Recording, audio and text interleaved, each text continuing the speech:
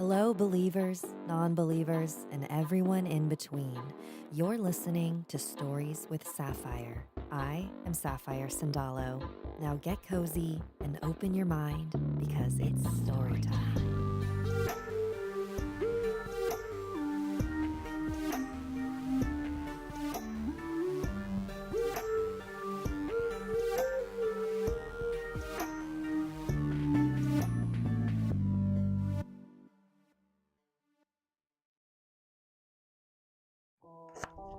Hello, everyone. Welcome to the Thursday Vibe stream. This is the live stream I do on Thursdays. And why is my bang being weird? So this is different from Wednesdays because instead of reading your emails, I read a spooky book. Scary stories from a spooky book. Has anyone heard of this? This was recommended to me. I have never read this. So this is More Bones, scary stories from around the world. So we're gonna travel around the world today, y'all. The music that you're listening to is written by my husband, Elliot Dewberry. I asked him to make me a spooky version of lo-fi music to study to, lo-fi music to chill to. So that's what that is. I think he did a great job. All right. Y'all ready for your first story? Okay. I've never read these, so I'm very excited. Okay. This is called A Story to Tell. This is from Ireland. Pat Diver was not easily frightened. He had spent many lonely nights on the road traveling from one town to the next, but now a cold wind was whipping through the trees. Pat trudged on, longing for a warm fire and a snug roof. He was a tinker who could repair a kettle or a saucepan in the wink of an eye. But no one wanted anything fixed in exchange for a night's lodging. "Go away," they said, even when Pat offered them a few coins. He pulled his coat tightly across his chest and kept walking up the dark mountain road. Finally, he came upon a cabin. When he looked through the window, he could see an old couple sitting beside a flickering fire. Surely they would welcome him. The moment they opened the door, Pat asked if he could spend the night. He said he would pay them or mend their pots and pans. He would do anything for them, if only they would invite him inside. The old man looked at the old woman and she nodded. "You can stay," he said, "if you tell us a story." The tinker rubbed his cold hands together. "I wish I could," he said, "but I have no stories to tell." "Not even one?" asked the old woman. The tinker shook his head. "Then be off!" the old man cried. "No one gets in here if he can't tell a story." He slammed the door shut so quickly that the poor tinker stumbled backward and almost fell. Pat didn't want to take another step. He was too tired, too cold, and angry besides. Never before had he encountered such unfriendly people. He sneaked into the rickety old barn behind the cabin. There was a pile of straw in one corner. "Any bed will do," he muttered. He burrowed deeply into the straw, pulling it over himself until he was completely hidden from view. Within moments, he was sound asleep. Later that night, harsh voices awakened him. He didn't dare make a sound, but he peeked through a little hole between some blades of straw. And there, in the middle of the barn, he saw two huge men starting a fire on the dirt floor. Their faces were almost hidden by their long, greasy hair. When the flames rose, Pat could see them pull something out from the shadows. It was a corpse. Pat could barely keep his teeth from chattering. He watched in horror as they tied a rope around its feet and hung it from a beam over the fire. Then one man turned it around and around, roasting it. "I'm tired," the man said. "You take a turn." "Not me," said the other. "Let Pat Diver turn it." Pat gasped. How did they know he was here? "Come on out," they shouted, kicking some straw aside. What else could Pat do? He crawled out on his hands and knees. One man grabbed him by the scruff of his neck and set him on his feet. "Start turning the corpse," said the other. "And mind you, don't let it burn." Pat shuddered. His mouth went dry and sour. He thought he might faint, but the huge men bent down and glared at him just inches from his face. He had no choice. He gritted his teeth and turned that corpse as skillfully as a seasoned chef. The huge men laughed at his terror. "Keep turning," one said. "We'll be back," said the other, and they disappeared into the night. Pat didn't dare stop turning that corpse, even when the flames rose high around it. Before long, the flames reached the rope, quickly burning it. Pat watched in horror as the rope broke and the corpse fell into the fire. Sparks and ashes flew into the air.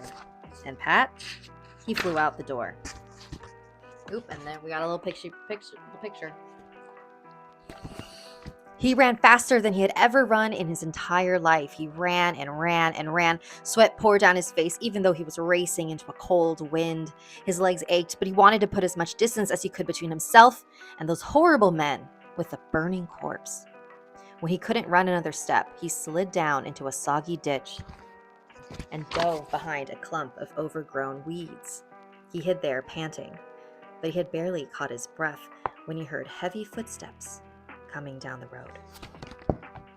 Worse yet, he heard harsh voices. He peeked out and saw the same awful men he had seen in the barn. "I'm tired of carrying this corpse," one man said. "You take a turn." "Not me," said the other. "Let Pat Diver carry it." And he jumped into the ditch and dragged Pat out of the weeds. Pat was already clammy and shivering, and when that smoky corpse was draped around his shoulders, his hair stood on end. He almost retched. "It's your fault," one man said. "You're the one who burned it. Now we have to bury it." "Move," said the other, and down that road they went, mile after mile. Pat thought his back was going to break. He desperately wanted to stop. He almost didn't care what those huge men did to him, but somehow he kept staggering along. A sickle moon barely lit the way. Finally, they reached an abandoned graveyard beside a tumble-down church. Weeds and vines and brambles covered the graves and broken walls. Owls hooted to one another, and bats circled low on silent wings. The huge men shoved brambles aside. One grabbed a shovel and began digging a grave. Pat let his awful burden slip quietly to the ground. He thought he might creep away while the men were looking. When he spotted a hawthorn tree close by, he climbed high onto its branches and hid. "I'm tired of digging," one man said. "You take a turn." "Not me," said the other. "Let Pat Diver do it." And he shook that big old tree so hard that Pat came tumbling down at his feet. Poor Pat. He took up that shovel and tossed dirt out of the grave as if his life depended on it, for it probably did. What would those huge men do if he refused? Pat dug and dug until his hands were blistered. He was exhausted and had lost all sense of time. The two huge men kept watching for the sunrise. Just before the first rooster crowed, they said they must go. Pat would have to finish the job himself. "It's your lucky night, Pat Diver," one man said. "If we could stay a little longer," said the other, "we would bury you with that corpse." And the huge men rushed out of the graveyard. My lucky night? Pat couldn't imagine one more ghastly. A few tears began to run down his cheeks, but he pushed the corpse into the grave and shoveled all the loose dirt back in the hole. It was all he could do to keep from sobbing. His entire body ached. He wiped off the tears with gritty fingers, staggered out of the graveyard, and trudged down the road. For weeks afterward, he shivered and shook. He couldn't mend a pot or a pan if he tried. When his hands finally stopped shaking, he resumed the tinker's trade. But wherever he roamed, he was careful to find lodging well before nightfall. Later one afternoon, Pat found himself on a lonely mountain road. Storm clouds raced in, darkening the sky, and rain came pelting down. Pat hurried to the nearest cabin and knocked. An old man came to the door. Pat thought he looked vaguely familiar, but couldn't remember where he'd seen him. "May I spend the night?" Pat asked. "Come right in," said the old man. "Sit by the fire." His wife called out to the barn. "Come here, boys." Pat was horrified to see two huge men lumber across the yard and into the cabin. Their faces were almost hidden by their long, greasy hair. "Listen," the woman told her sons. "Pat Diver has a story to tell."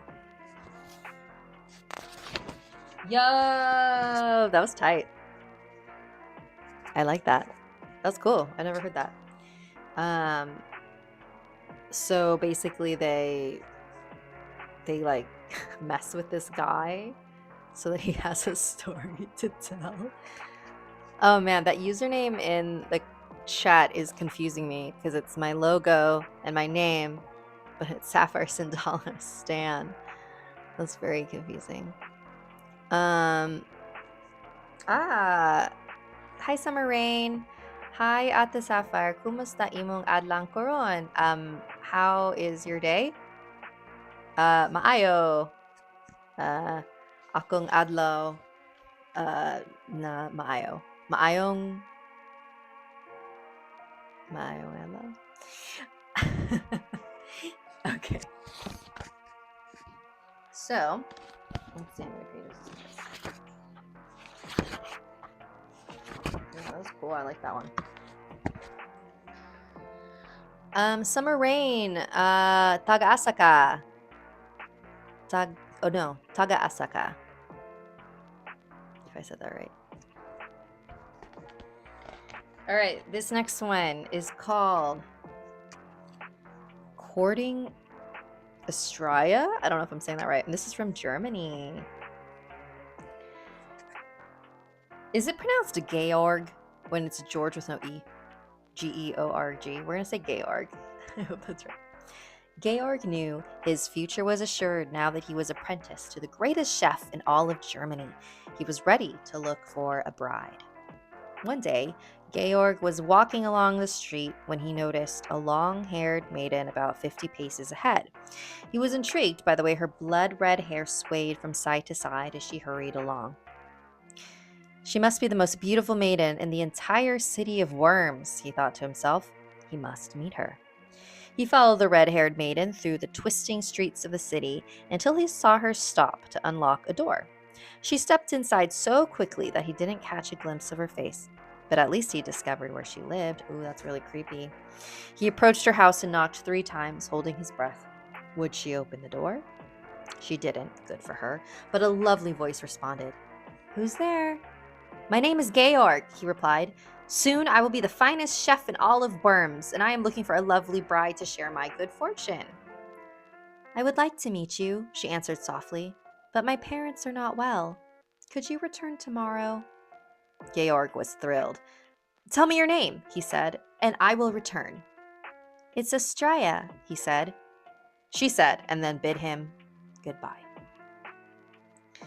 What a beautiful name, replied Georg. He said goodbye and hurried home. That night, he lay awake thinking about the red-haired maiden. Creep. It was close to midnight when he finally fell asleep. He dreamed that he followed Estrella through the streets of the city, just as he had done that day. But in his dream, she continued into the forest. He followed her until she reached a very old tree. He hoped she would turn around so he could see her face, but before she did, he woke up. Georg opened his eyes, disappointed that he had not seen her beautiful face. He wanted to see how she looked. Perhaps he would that afternoon, but now he must get dressed and hurry off to work. This was his first day as an apprentice to the great chef. When he arrived at the inn, the chef said, Today I will teach you how to make blood sausage. When Georg mixed the pig's blood with the other ingredients, he couldn't help but think of Estrella's beautiful red hair and how it swayed when she walked. The chef tasted the blood sausage and told Georg he had never had an apprentice who learned so quickly. Georg was a happy man when he left the inn and set out for Estrella's house. He knocked on the door 3 times. Dear Georg, said Estrella from the other side of the wooden door, I'm so sorry, but my parents still are not well. I can't meet you today. Georg was both disappointed and surprised. He was disappointed that he would not meet her, but he was surprised that she knew who was knocking before he said a word. Estrella, he said, God willing, we will meet tomorrow. That night, Georg twisted and turned in his bed. He could not get the beautiful maiden out of his mind. At midnight, sleep finally overcame him, and he again dreamed that he followed Estrella deep into the forest. She walked past the old tree to a little hut and went inside. He crept close and peered through a crack in the door. There, he he saw Estrella facing a fireplace and stirring a blood-red broth. Just when he thought she might turn around, he awoke. He was even more frustrated than before because he still had not seen her face. But it was time to go to work. That day, the chef taught Georg how to make beet soup. Soup, exactly the color of blood. As he stirred it, Georg couldn't help but think of the red broth that Estrella had stirred in his dream. He took this as a sign that they were meant for each other and that she would soon be his bride. After work, Georg hurried to Estrella's house. Once again, Georg knocked 3 times, but Estrella still did not open the door. Yet her voice seemed even lovelier than before. "My parents are too sick for me to meet you now," she said, "but at midnight, I will be in front of your house standing by the fountain in the square." Georg was astounded. "How did you know where I live?" "Haven't I visited you in your dreams the past 2 midnights?" asked Estrella. "I don't trust her." Georg felt a chill race along his spine. She knew about his dreams even though he had not revealed them to anyone. Georg was amazed by her remarkable powers. "I will meet you there," he replied. Oh, this guy's gonna die. As midnight approached, Georg stood by the fountain, waiting anxiously. But just as the town clock struck 12, he slumped down on the cobblestone street. His sudden need to sleep was irresistible. Georg had dreamed that he was outside the cottage in the forest. He watched through the crack in the door as Estrella stirred her red broth. Her hair swayed as if it were alive each time she moved. He knocked, and Estrella invited him in. "I have been waiting for you, Georg." He was still asleep when Estrella flew through the air and landed on the bed, and landed beside him at the fountain. For a moment, she watched him dreaming about her. Then she leaned over him, tossing her hair so that it covered his face. All at once, her hair began to writhe like so many bright red serpents, each one sucking blood from his neck. In his dream, Estrella turned to look at Georg, her red hair swinging to reveal her face at last. But it was not the face of a beautiful maiden. It was the face of a wrinkled old hag, swooping down on him like a vulture and devouring him. Georg screamed and screamed, but not a sound came forth. His heart had stopped beating.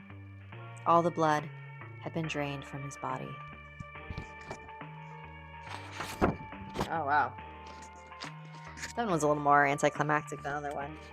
And there she is. There's our beautiful Estrella. Our beautiful girl, our queen. She was the blood sausage all along. Yes. Wait, submarine, what are you saying? Oh, taga Davao City, pero na ako sa QC Karon. So you're from Davao City, but you are now at Quezon City? Yay, I know things. Dinugsan? Oh, Dinuguan. Blood sausage. Amazing. What do you mean that's the face of a maiden?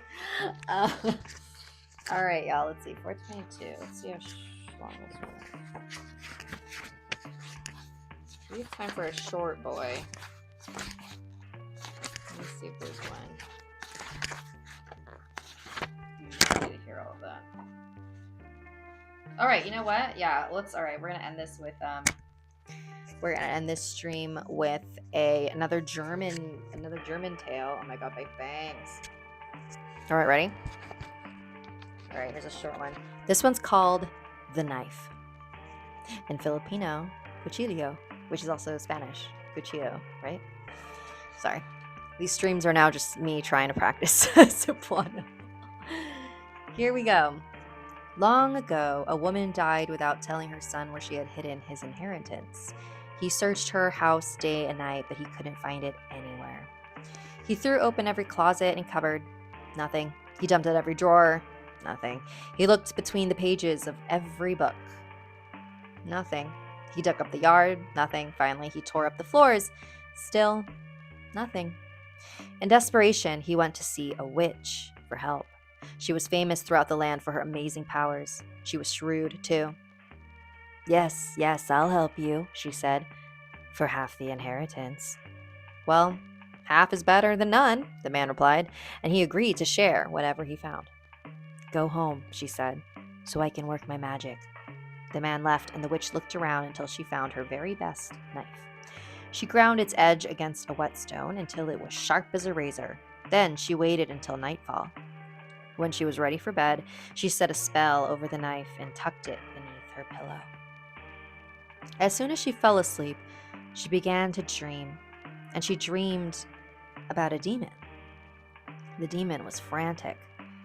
"Take the knife out of my heart," he cried.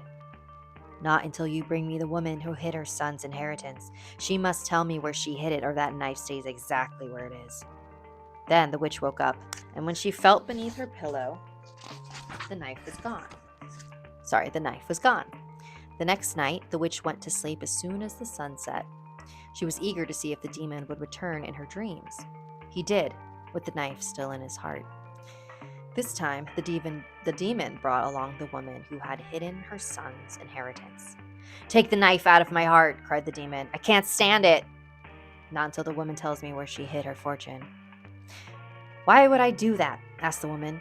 "If I had wanted my ungrateful son to know where the money was, I would have told him. Let him search for it himself." With that, the dream ended, and the witch awoke.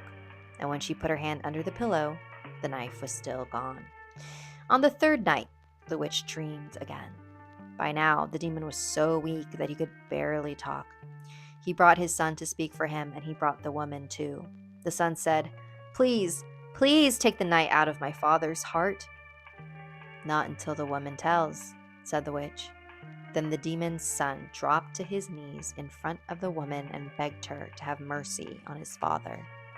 Finally, she relented. "All right, I will reveal this much, and this much only. The money's hidden in a box." With that, the dream ended. When the witch awoke, she pronounced another spell. She felt under her pillow, and the knife was back. It was no longer in the demon's heart. She hurried to the man's home to tell him the clue she had wrenched from his mother's spirit. The man shouted, "What? Don't you think I searched through every box?" "Well, look again," said the witch, "and when you find it, I want my share." Now, as soon as she left, he tore every box apart, and much to his amazement, he found one with a false bottom. Hidden there was his mother's entire fortune. But did the man keep his promise to share it with the witch? Not at all. He took the money and raced out of town so she wouldn't find him. When the witch discovered he was gone, she didn't worry. That night, she cast another spell and slipped the knife under her pillow. I like that one. That was cool. Adam, thank you for the super chat. I like that they're more serious than the last compilation. If only the George had Dragon Ball Z powers in his dreams. Yeah, these ones are cool. I like this. Scary Stories to Tell in the Dark is definitely a little on the goofier side. These are all based on like old legends around the world. I love this cover too. More bones. All right. Well, that's our time. Thank you so much for joining me today. Thank you, Cole Rosas, Godzilla, and what? Godzilla in the Game Shorts, Nick Carroll 80, Summer Rain, Adam Lombardo, Reese the Pieces, EJ DJ Nightclub, Ruby WLW Rose, Flavia, Riley Slaya, Sapphire Sandalo Stan, Flavia. Did I say Summer Rain already? Cool. Thank you so much for joining me, and I will see you next week. Have a great rest of your week. Adam Lombardo, thank you for the second super chat. The fortune was her Magic the Gathering cards. That'd actually be pretty amazing. All right, y'all. Peace.